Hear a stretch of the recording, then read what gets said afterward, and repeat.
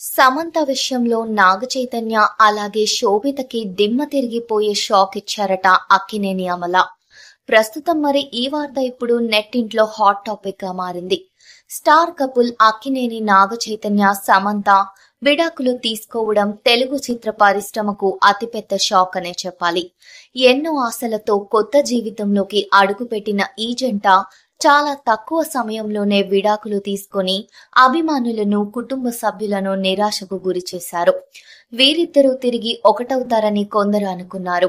అయితే ఈ ఆశలను అడియాసలు చేస్తూ శోభిత ధూళిపాల మెడలో నాగచైతన్య మూడు ముళ్లు వేశారు. మరోవైపు దర్శకుడు రాజ్ నిడుమూరుతో సమంత రిలేషన్ లో ఉన్నారంటూ వార్తలు వస్తున్న వేళ ఆమె మాజీ అత్తగారు అమల అక్కినేనితో కలిసి ఒకే వేదికపై కనిపించడం చర్చనీయాంశమైంది. అయితే మరి నాగచైతన్యతో విడాకులైనప్పటికీ అక్కినేని కుటుంబంపై సమంత ఎన్నడూ కోపం ప్రదర్శించలేదు. అయితే మరి ఒక్క నాగచైతన్య తప్పించి అక్కినేని దగ్గుబాటి కుటుంబ సభ్యుల సోషల్ మీడియా ఖాతాలను ఆమె నేటికి ఫాలో అవుతున్నారు.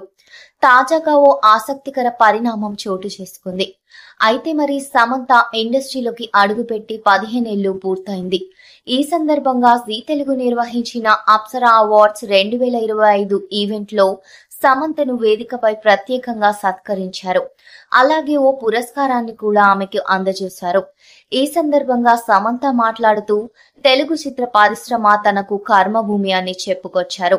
తన జీవితంలో తొలి ప్రాధాన్యం తెలుగు ప్రేక్షకులేనని వ్యాఖ్యానించారు.